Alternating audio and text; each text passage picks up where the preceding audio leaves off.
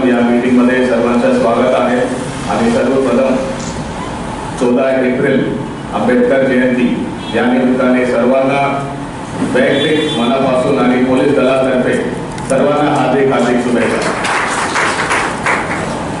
ज्या महापुरुषांच्या जयंती आम्ही 14 एप्रिलला साजरा करणार आहे त्या महापुरुषांच्या बद्दल मी दो शब्द मैं बोलना चाहता हूँ। आप मराठी से हिंदी में थोड़ा स्विच कर लेते हैं। आंबेडकर जी इतने बड़े आदमी थे कि इनके बारे में आप बोलना अगर शुरू करेंगे कहाँ से शुरू करना है ये समझ में नहीं आता। जैसे आप अगर बोलेंगे कि ये बहुत बड़े सामाजिक कार्यकर्ता है जिन्होंने दलितों के लिए औरतों के लिए बहुत काम किए हैं, कोई और उनके बोलेंगे कि ये बहुत बड़े इकोनॉमिस्ट है। इतने बड़े इकोनॉमिस्ट जो लंदन स्कूल ऑफ इकोनॉमिक्स जैसे विश्व प्रसिद्ध यूनिवर्सिटी में उन्होंने पढ़ाई की है उस काल में, और आप ये बोलेंगे कि बहुत बड़े इकोनॉमिस्ट है, कोई और मुझे बोलेंगे कि बहुत बड़े राइटर थे, रचयिता जिन्होंने 10-15 किताब खुद लिखे हुए, और ये सारे किताब आज भी सर्कुलेशन में है, आज भी दुकान में आपको मिलेंगे। और आप ये बोलेंगे कि बहुत बड़े राइटर थे, और उनके बोलेंगे कि बहुत बड़े लॉयर थे जिन्होंने भारत का संविधान का आर्किटेक्ट जिसको बोलते हैं, architect of constitution of India, ये चिन्ह उनको दिया जाता है। और जिस संविधान के वजह से हमारा देश इतने मजहब, इतने भाषा, इतने प्रांत होने के वजह से भी एक मजबूत देश है, अगर इसका कारण हमारा संविधान है, अगर ये बोलेंगे कोई और ये संविधान जो डॉक्टर अंबेडकर जी और उनकी टीम ने जो बनाई है, ये इतना बड़ा और इतना कॉम्प्लेक्स है कि इसके बारे में स्टडी किया जाता है दूसरे देशों में। कॉन्स्टिट्यूशन ऑफ डिफरेंट कंट्रीज, मतलब यूके का कॉन्स्टिट्यूशन है, यूएस का कॉन्स्टिट्यूशन है, उसके साथ साथ हिंदुस्तान का भी कॉन्स्टिट्यूशन का पढ़ाई किया जाता है। तो आप समझ सकते हैं कि ये कितना एक वर्ल्ड क्लास अचीवमेंट है डॉक्टर बाबा साहेब अम्बेडकर जी का। तो इतने बड़ा महापुरुष है डॉक्टर अंबेडकर जी, हम 14 अप्रैल को हम सब ये मान सम्मान रखते हुए, इनकी समानता को याद रखते हुए, मन में रखते हुए हम सबको ये सन का साजरा करना चाहिए। अच्छा पद्धति से और शिस्त पद्धति से हमको ये साजरा करना चाहिए।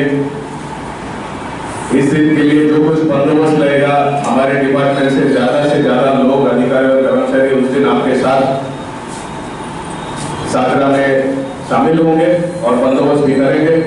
बाहर से भी हमको फोर्स मिलने वाला है, होमगार्ड और SRPF प्लेटून भी मिलने वाले हैं। हमारे तरफ से अच्छी बंदोबस्त की नियोजन किया जाएगा और उसमें साथ साथ आपके सहायता का भी अपेक्षा है। और मेरा तो पूरा खातिर है, पूरा कॉन्फिडेंस है, इसमें आपसे कोई कमतरता नहीं मिलेगा हमको।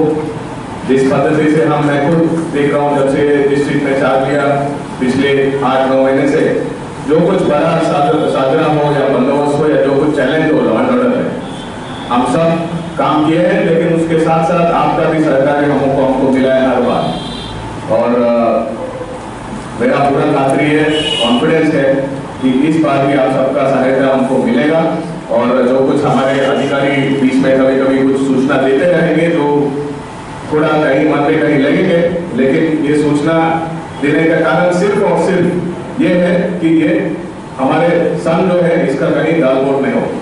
तो यही हिसाब से और मतलब से हम कुछ सूचना देते रहेंगे। और कुछ आपके मन में कुछ शंका है, डाउट है, कुछ लोगों ने ऑलरेडी हमको यहाँ बताया है खुलेआम ओपन फोरम में, और इसके बारे में शासन निर्णय लेगी चर्चा करके, योग्य निर्णय जो कुछ कायदे के चारों दीवार के अंदर और हमारा संघ जो है उसके कोई प्रॉब्लम ना हो ऐसा कुछ निर्णय हम लेंगे। और एक प्रबोधन केलेलं आहे त्या समाजाला, अशा एका शहराचा या ठिकाणी उल्लेख जेव्हा त्यांच्या इतिहासामध्ये केला जातो तेव्हा त्याच्यामध्ये खेळाचं एक नाव येतं।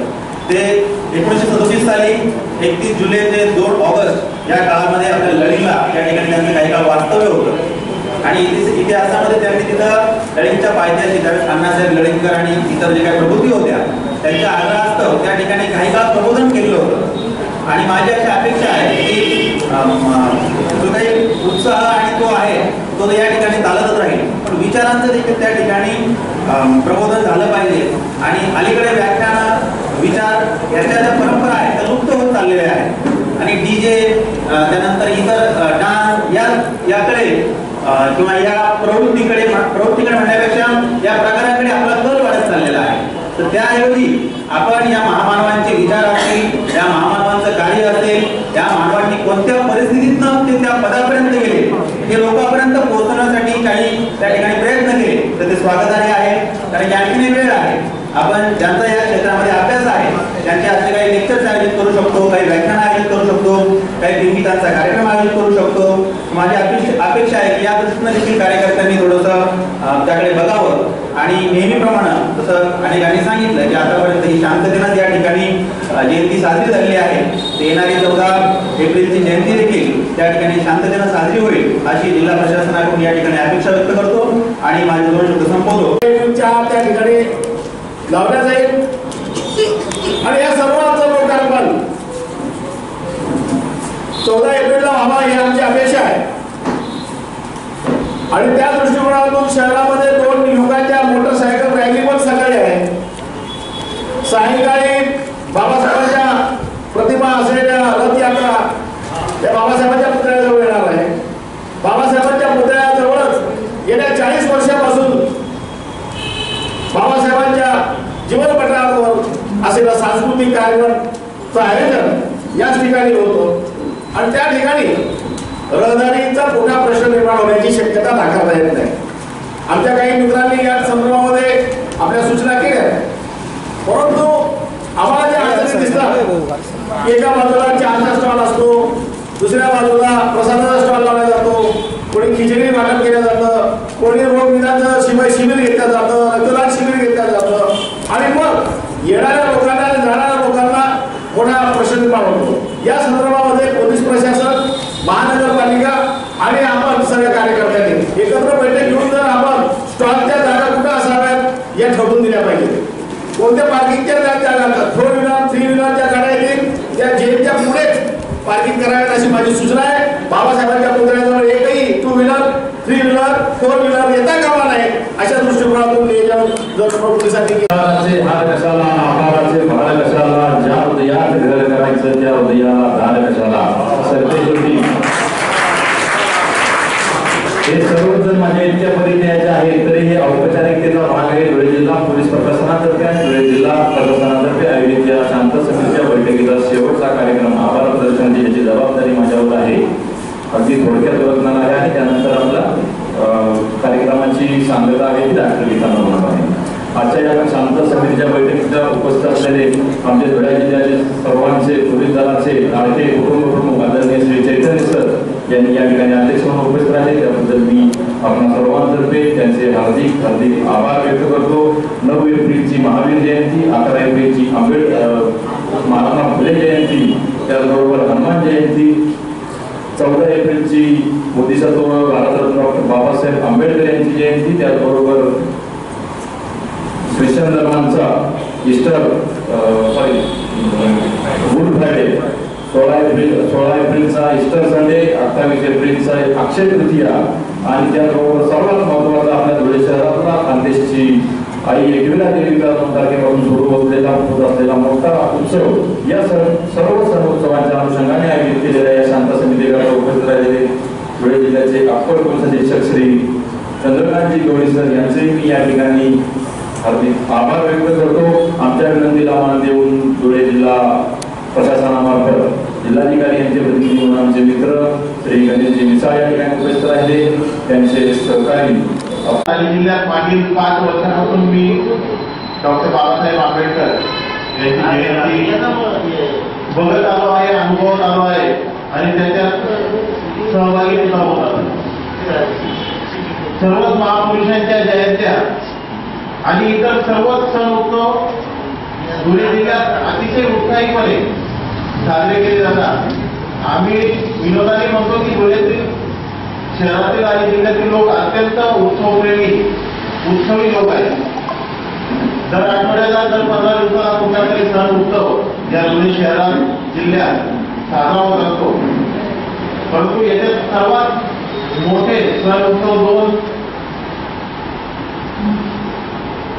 दोन तीन त्याच्यात डॉक्टर बाबासाहेब आंबेडकर जयंती, छत्रपती शिवाजी महाराज जयंती, गणेशोत्सव, विजय यांच्या मिरवणुका त्या अत्यंत मोठ्या प्रमाणात निघत असतात. माननीय एसपी तर हे यांची पहिली आंबेडकर जयंती यावर्षी इथे करणार आहे. परंतु तर आम्ही बघत आहोत मागील 5 वर्षापासून अत्यंत शिस्तप्रिय आणि शांततेत एक सिंगल कुठलाही अनुचित प्रकार नव्हता डॉक्टर बाबासाहेब आंबेडकरांची जयंती या जिल्ह्यात या शहरात साजरी होत असते. आणि डॉक्टर बाबासाहेब आंबेडकरांचे विचार अंमलात आणण्याची जी गरज आहे ती इथे खऱ्या अर्थाने पूर्ण केली जाते. फक्त जयंतीच्या अनुषंगाने मिरवणुका काढणं एवढंच नव्हे तर विविध विचार प्रबोधनाचे कार्यक्रम या जयंतीनिमित्त पूर्ण धुळे जिल्ह्यात आयोजित करण्यात येत असतात. आणि बऱ्याच कार्यक्रमांना आम्ही स्वतः हजर असतो, स्वतः अनुभवत असतो. आणि एक वैचारिक परिपक्वता ही इथे दिसून आलेली आहे. डॉक्टर बाबासाहेब आंबेडकर एक नावच पूर्ण जगासाठी भरपूर आहे. जगातला कुठला देश असा नसेल त्यांना डॉक्टर बाबासाहेब आंबेडकर माहीत नसते. हिस्ट्री चॅनलनी घेतलेल्या सर्वेमध्ये जगातील सर्वात हुशार, विद्वान आणि प्रभावी व्यक्तींमध्ये डॉक्टर बाबासाहेब आंबेडकर हे क्रमांक 1 वर होते. डॉक्टर बाबासाहेब आंबेडकर ही एक व्यक्ती नाही, ही एक संस्था होती. एक व्यक्ती काय काय असू शकतो. कोणी समाजसेवक असू शकतो, कोणी प्राध्यापक असू शकतो किंवा कोणी निष्णात अर्थशास्त्रज्ञ असू शकतो. पण ही व्यक्ती असे होते, ते समाजसेवक होते, उत्कृष्ट राजकारणी होते, उत्कृष्ट प्राध्यापक होते, उत्कृष्ट वकील होते, उत्कृष्ट अर्थतज्ञ होते.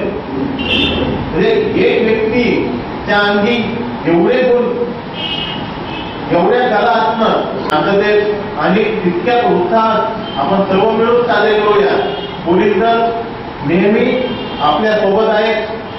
आपल्या अडीअडचणी आपण इथे मांडा, त्यावर ज्या काही उपाययोजना करता येतील, त्यावर जी काही मात करता येतील अडचणींवर, आपल्या काही सूचना असतील त्यानुसार कारवाई जी काही करता येईल ती सर्व आम्ही प्रकर्षाने करून घेऊ. आपली साथ, आपलं सहकार्य असल्याशिवाय आम्ही कुठलंही कार्य सिद्धीत नेऊ शकत नाही. तर दरवर्षीप्रमाणे जशी आपली साथ मिळते, समाजातील सर्व प्रतिष्ठित व्यक्ती, नागरिक या जयंतीमध्ये स्वतः तिथं आमच्या सोबत सहभागी होतात आणि कुठला अनुचित प्रकार जर दिसून आला तत्काळ त्याच्यात हस्तक्षेप करता आणि पुढे कुठेही त्याचा एक मोठ्या प्रमाणावर त्याचा भडका उडू देत नाही. याचा आम्हाला रास्त अभिमान आहे त्या धुळेकर जनतेचा आणि धुळ्यातील आंबेडकरी जयंतीचा. खास करून मी खूप ऋणी आहे मागील 4-5 वर्षापासून त्यांनी जे पोलीस दलात सहकार्य केलंय असंच आपण या 126व्या जयंतीला, मागच्या वर्षी 125वी जयंती होती, खूप मोठा उत्साह होता. तसाच उत्साह याही वर्षी टिकून राहील. तिथे महापालिकेचे अधिकारी आहेत, महसूल प्रशासनाचे अधिकारी आहेत. आपल्या काही सूचना असतील, अडचणी असतील, त्याही त्यांच्यापर्यंत पोहोचवा. म्हणून आपण सर्वांनी एकजुटीने ही जयंती अतिशय उत्साहात, शांततेत पार पाडूया अशी अपेक्षा बाळगतो आणि डॉक्टर बाबासाहेब आंबेडकरांना कोटी कोटी अभिवादन करून माझे 2